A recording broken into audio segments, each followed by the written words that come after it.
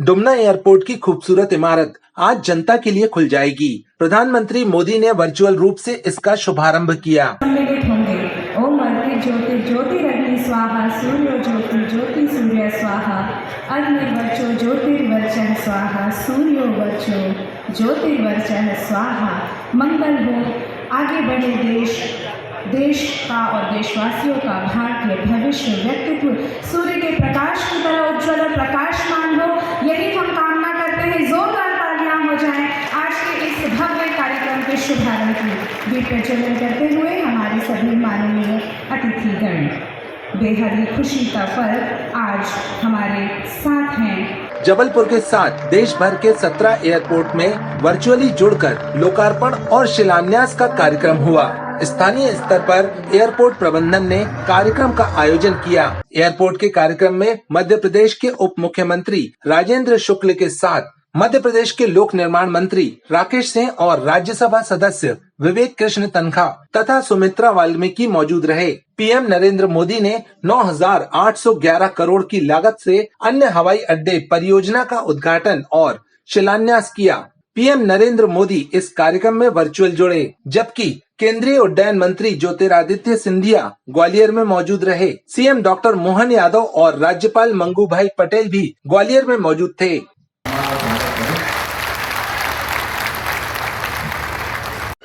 और उससे ये बिल्डिंग बन सकी, मगर बिल्डिंग तब तक नहीं बन सकती थी जब तक आर्मी का क्लियरेंस नहीं होता। ये एयरपोर्ट के साथ सबसे बड़ी प्रॉब्लम थी कि आर्मी इसके क्लियरेंस बहुत सालों तक, वर्षों तक नहीं देती थी।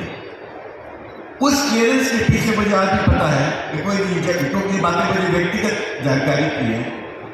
कर्नल मुशान साहब का बहुत बड़ी भूमिका थी, जो खुद ऑर्डिनेंस के थे, और उन्होंने तब ऑर्डिनेंस को और आर्मी को समझाया कि जरूरी नहीं है कि प्लेन आपके ऊपर से आए। अगर हम प्लेन यहाँ से लाते हैं और यहाँ से भेज देते हैं तो आपके डेपोज को कोई नुकसान नहीं होगा। सालों लग गया आर्मी को ये बात समझने में, फिर जाके एक कंडीशनल एनओसी दी गई। वो कंडीशनल एनओसी आज भी लागू है। कोई भी प्लेन आता है तो इस डायरेक्शन से आता है और इसी डायरेक्शन से जाता है। तो जबलपुर एयरपोर्ट को लेके बहुत सारे इश्यूज थे, जमीन की प्रॉब्लम थी। वो भी मुझे याद है जब कमलनाथ जी की सरकार थी, 483 एकर्स 1 रुपए में दी गई थी। मैं इसलिए बातें बता रहा हूं कि ये जो प्रयास था, एक बहुत बड़ा जबलपुर का स्ट्रगल था, जिसमें जबलपुर के सब लोग ने आहुति दी। आखिर में हमारे सांसद जी भी इसमें लगे थे, पैसा लेके आए, पार्लियामेंट में हम लोग सब क्वेश्चंस किया करते थे। तो एक इतिहास आज बन के सौगात के रूप में सामने आया। मैं जबलपुर की तरफ से अपनी ओर से राकेश जी, आपको, सबको, विधायक सबको और सब पूरी जनता को धन्यवाद देता हूँ कि अगर हमको शहर को आगे ले जाना है तो इसी तरह से हमको सबको मिलके, चाहे वो सिटीजन्स हो, चाहे हॉस्पिटल वाले हो, इंडस्ट्रियलिस्ट हो, ऑटोमोबाइल वाले हो, सब बैठे हैं यहाँ पर। जो स्टेक होल्डर होंगे इस पूरे कार्यक्रम में, इस पूरे कार्रवाई में, मेरे को अच्छा लगा कि अपन सब मौजूद हैं। ये एक शुरुआत है। अब हमको जबलपुर को महानगर बनाना है, हमको जबलपुर को हैदराबाद और बम्बई तो नहीं कह सकता, इंदौर तक जैसे आगे बढ़ाना है, और इसलिए सबका प्रयास होगा, सबकी आहुति होगी। मैं सिंधिया जी को धन्यवाद देता हूँ। आज जबलपुर में लगभग 412 करोड़ रुपए की राशि का काम हुआ है। ये कोई छोटी उपलब्धि नहीं है। राकेश सिंह जी, मैं आपको बहुत बहुत बधाई देता हूँ, क्योंकि आप सांसद रहे हैं। मुझे मालूम है कि किसी काम को जमीन पर उतारना कोई आसान काम नहीं होता है। उसके लिए बहुत प्रयास करने पड़ते हैं, कई तरह के अवरोध आते हैं, उनको दूर करना पड़ता है, तब जाके इस प्रकार ज़मीन पर इतना बड़ा विकास उतर पाता है।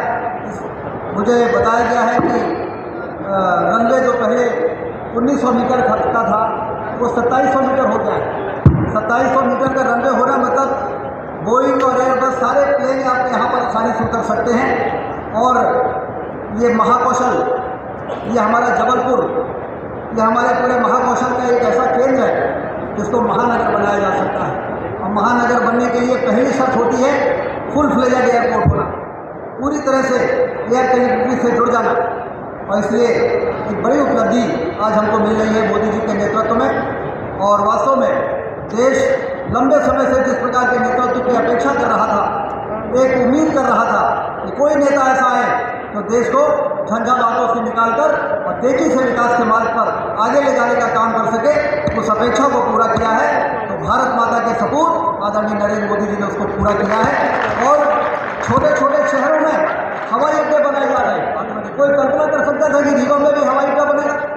10-15 दिन की देरी हुई है, लेकिन 10-15 दिन बाद रीवा में भी एक हवाई अड्डे का लोकार्पण तो अब नहीं हो सकता है, आचार संहिता लग जाएगी, लेकिन ATR 72 का प्लेन रीवा से भी उड़ना शुरू हो जाएगा वर्चुअली। आदरणीय यदि सिंधिया जी जुड़े हो तो मैं उनको धन्यवाद देता हूँ।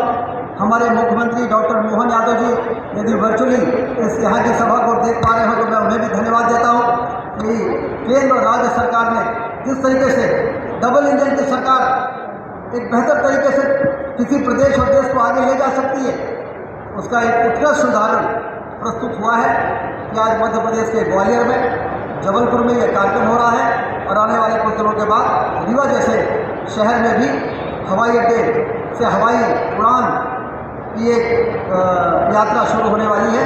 मैं सभी को बहुत बहुत बधाई देता हूँ, जबलपुर के अपने नागरिकों को। यहाँ पर उपस्थित जन समुदाय इस बात का गवाह है कि लंबे समय से इस प्रकार के विकास की जो आपको अपेक्षा थी, उम्मीद थी, वो मोदी जी की सरकार ने पूरी की है। मैं सभी को बधाई देता हूँ और एक बार फिर से सभी को मंच पर बैठे हुए हमारा जो नेतृत्व है उनको शुभकामनाएं और बधाई देता हूँ। उन्होंने मंच से अपने प्रयासों का उल्लेख किया कि ये डेक्कन एयरलाइंस कैसे आई है और यहाँ से हमने शुरुआत की। फिर उसका मर्जर किंगफिशर ने कर लिया। किंगफिशर ने कहा कि वो भोपाल अपना हब बनाना चाहते हैं। फिर हमने पावर पॉइंट प्रेजेंटेशन रखा, मैंने खुद प्रेजेंटेशन दिया और जबलपुर के एयरपोर्ट पे ही उन्होंने अनाउंस कर दिया कि अब हम हब भोपाल में नहीं बनाएंगे, जबलपुर में बनाएंगे। मुंबई की उड़ान बड़ी कठिनाई होती थी, स्लॉट नहीं मिलते थे। किंगफिशर ने मुझे एक मेल भेज दिया कि साहब अगर मुंबई का स्लॉट मिलेगा तो ही हम उड़ान चला पाएंगे। खैर मुंबई का स्लॉट भी मिल गया और उसके बाद बाकी जगह की भी बातचीत शुरू हो गई। इस बीच में किंगफिशर भी बंद हो गई। फिर स्पाइस जेट को जाकर मैंने बातचीत की अजय सिंह से, 4-5 दौर की बातचीत हुई। फिर स्पाइस जेट को जबलपुर लाए, एक के बाद एक उड़ानों की शुरुआत होती गई। उन्होंने भी मुंबई का स्लॉट मांगा, मुंबई का स्लॉट दिलाया और फिर ये विस्तार होता चला गया। धीरे धीरे हमारी कनेक्टिविटी बढ़ती गई। फिर इंडियन अलायंस एयर आ गया। फिर इंडिगो से बातचीत हुई, इंडिगो आया। इंडिगो को भी मुंबई का स्लॉट की आवश्यकता थी, वो भी उनको दिलाया गया। कुल मिलाकर ये कहानी यहाँ तक पहुंची है और आज मैं बहुत खुश इस बात के लिए हूँ कि 20 साल पहले जो सपना देखा था कि जबलपुर न केवल हवाई सेवाओं से जुड़े बल्कि एक सुंदर एयरपोर्ट यहाँ पर हो। आपको सुन के अच्छा लगेगा कि इसकी ड्राइंग डिजाइन भी बैठ के तैयार कराई थी। इसमें जो आपको पत्थरनुमा आकृतियां उभरी हुई ऊपर और अंदर दिखाई देती हैं, ये वास्तव में भेड़ाघाट की चट्टानें हैं। भेड़ाघाट का लुक इसमें हो, ये कोशिश थी, ये बातचीत थी। उसके आधार पर इसकी तैयारी हुई।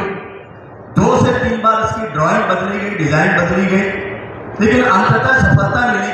कठिनाई इतनी थी कि जब 2007-8 में प्रणब मुखर्जी डिफेंस मिनिस्टर हुआ करते थे, तब उस जमाने में नाइट लैंडिंग कोई भी एयरलाइन से बात करते थे, नाइट लैंडिंग के लिए वो कहते थे नहीं होगी। तो मुझे ये भी नहीं मालूम कि 1980 में क्या हुआ।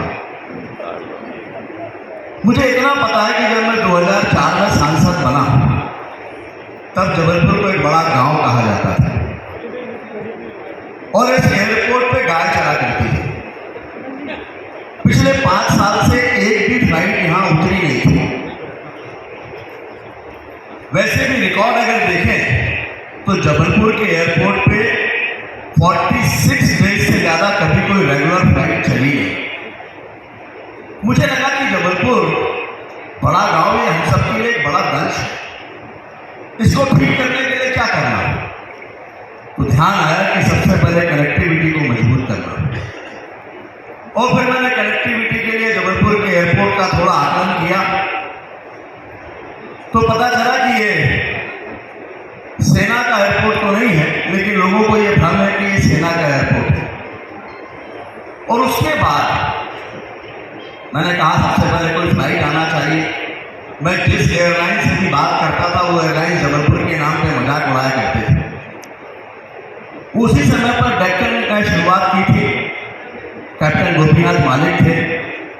5 बार मैं बेंगलोर उनके पास मिलने के लिए गया। वो भोपाल आना चाहते थे, लेकिन मैंने उनसे आग्रह किया और आग्रह के उपरांत उन्होंने अपने 2 व्यक्तियों को यहाँ पर भेजा जिसको हेड करते थे जॉन पुरुविया। वो जबलपुर आए, मेरे साथ यहाँ पर भ्रमण किया, कुछ लोगों से बातचीत की। अंततः तय हुआ कि वो यहाँ पर आएंगे, लेकिन कुछ सुविधाएं इसके लिए आवश्यक है। मैं उसकी स्टैंडिंग कमेटी का मेंबर था, तो मैं उस दौरान चेयरमैन जो थे एयरपोर्ट अथॉरिटी ऑफ इंडिया के मिस्टर अग्रवाल, ये चूंकि डिफेंस का एयरपोर्ट लोग मानते थे, तो स्वाभाविक रूप से लगा पहले डिफेंस मिनिस्टर से बात करना चाहिए। तत्कालीन मंत्री प्रणब मुखर्जी जी के पास मैं गया, लिखित में पत्र दिया, बाकायदा लिखित में उन्होंने मना करके पत्र वापस कर दिया। और उसके बाद बातचीत शुरू हुई कि इसको करना है और आपको सुन के अच्छा लगेगा। 1 महीने के भीतर डिफेंस मिनिस्टर के मना करने के पश्चात नाइट लैंडिंग जबलपुर में प्रारंभ हो गई थी। और उस नाइट लैंडिंग ने हवाई सेवाओं के दरवाजे जबलपुर के लिए खोले। ये बात सच है, यदि हमें फ्लाइट्स की संख्या में कमी है, उसके लिए मैं स्वयं को भी जिम्मेदार मानता हूँ। बीच का कालखंड ऐसा रहा है जब मैं लोकसभा से विधानसभा आ गया और थोड़ा समय का भी अभाव था, लेकिन मुझे उम्मीद है मुंबई की फ्लाइट तो वापस चालू हो ही रही है। लेकिन विश्वास मानिए, जबलपुर के एयरपोर्ट से जितनी कनेक्टिविटी हुआ करती थी वो सारी की सारी कनेक्टिविटी जबलपुर को वापस मिलेगी, इस बात का भरोसा मैं दिलाता हूँ। और जबलपुर अब महानगर बन चुका है। मध्य प्रदेश का सबसे बड़ा फ्लाईओवर, देश की दूसरी सबसे बड़ी रिंग रोड, देश का पहला जियोलॉजिकल पार्क, ये सुंदर एयरपोर्ट। आप अंदर जाएंगे तो अपनापन का अनुभव इसलिए होगा कि गौड़वाड़ा संस्कृति भी पेंटिंग के रूप में वहां दिखाई देने वाली है। हमारा अपना एयरपोर्ट दिखेगा हमें, हमारा अपना एयरपोर्ट महसूस होगा हमें। और इन सारी चीजों के साथ जबलपुर विकास की दिशा में तेजी के साथ आगे बढ़ चुका है, एक महानगर के स्वरूप में। और एयरपोर्ट की बिल्डिंग हमने 350 करोड़ से बनाई है। जबलपुर रेलवे स्टेशन की बिल्डिंग 460 करोड़ रुपए से बनाने जा रहे हैं, जिसकी बिल्डिंग कहीं से भी एयरपोर्ट से कम नहीं होगी, जिसमें 34 एस्केलेटर होंगे, 24 लिफ्ट होगी। आम आदमी के लिए भी वो सारी सुविधाएं होंगी, उसको ये महसूस होगा कि वो किसी एयरपोर्ट पर है। मैं प्रधानमंत्री मंत्री सिंधिया जी के लिए भी आभार प्रकट करना चाहता हूं, जिन्होंने निरंतर सहयोग इसके निर्माण के साथ साथ बाकी कनेक्टिविटी के लिए भी दिया है और आने वाले समय भी उनका साथ और सहयोग मिलता रहेगा। आप सभी को इस उपलब्धि के लिए बहुत बहुत बधाई, बहुत बहुत शुभकामनाएं। भारत माता की जय। तो आज बहुत शुभ दिन है कि जबलपुर को एक सौगात मिली है। इस दिन के लिए हम लोग सालों से संघर्ष कर रहे थे। पहले तो ये आर्मी का एयरपोर्ट था, माना जाता था, परमिशन नहीं मिलती थी सिविल फ्लाइट्स की। जब सिविल फ्लाइट चालू हुई तो एक्सटेंशन की परमिशन नहीं मिलती थी। बहुत संघर्ष हुआ, किसी तरह से बहुत सारी परमिशन हुई। आज वो दिन हमने देखा। इसके लिए मैं जबलपुर की जनता को और जबलपुर के इस पूरे क्षेत्र को, महाकौशल को मैं सौगात के लिए बधाई देता हूँ। ये तो अच्छी बात है कि एक नया टर्मिनल मिला है, पर फ्लाइट्स की जो है वो लगातार। मैंने कल सिंधिया जी को ट्वीट किया है कि सिंधिया जी जबलपुर के साथ न्याय कीजिए। ग्वालियर में फ्लाइट्स की वर्षा हो रही है और हमारे यहाँ अकाल पड़ा है। आज जबलपुर को और महाकौशल क्षेत्र को और मध्य प्रदेश को बहुत बड़ी सौगात मिली है। जबलपुर में एक वर्ल्ड क्लास का, राष्ट्रीय स्तर का एक हवाई अड्डा जो लगभग 412 करोड़ में बन के तैयार हुआ है, जिसमें न सिर्फ एक बहुत सुंदर टर्मिनल बिल्डिंग बनी है, बल्कि 1900 मीटर से बढ़ाकर 2700 मीटर का रनवे भी किया गया है। ये इस क्षेत्र के आर्थिक तरक्की में मील का पत्थर साबित होगा। इसके लिए पूर्व सांसद और वर्तमान पीडब्ल्यूडी मंत्री राकेश सिंह जी के प्रयासों की यदि हम चर्चा नहीं करेंगे तो न्याय नहीं होगा। उन्होंने दिन रात मेहनत करके और केंद्र में सांसद रहने का उन्होंने अपने पद का सदुपयोग किया और लगातार प्रयास किया, तमाम तरह की अड़चनों को दूर करते हुए मोदी जी के आशीर्वाद से और उन्होंने एक बहुत बड़ी सौगात को प्राप्त की और उसके बाद काम हुआ। और आज वो जब लोकार्पण हो रहा है तो हम लोग समझ सकते हैं कि कितनी बड़ी राहत और कितनी बड़ी सौगात हमारे क्षेत्र को मिली है। ये आने वाले दिनों में ये सिर्फ यहाँ से हवाई जहाज़ नहीं उड़ेंगे, विकास की एक नई उड़ान जबलपुर महाकौशल क्षेत्र भरेगा और आने वाले समय में इसके अच्छे परिणाम हमको देखने को मिलेंगे। आज जैसे 20 वर्ष पुराना सपना साकार हो गया, जिसे कहते हैं कि हम किसी छोटे बच्चे को अपनी आंखों से पल पल बड़ा होते हुए देखते हैं, लगभग वही स्थिति इस एयरपोर्ट की, जहां कभी गाय चरा करती थी। जबलपुर को बड़ा गांव कहा जाता था। 2004 में जब मैंने इसके लिए प्रयास प्रारंभ किए तो प्रारंभिक रूप से मैं भी मजाक का पात्र बना था, लेकिन मुझे लगता था कि जबलपुर का एयरपोर्ट बने बगैर जबलपुर के विकास को पंख लगना नामुमकिन है, और इसलिए हवाई सेवाओं की शुरुआत की थी।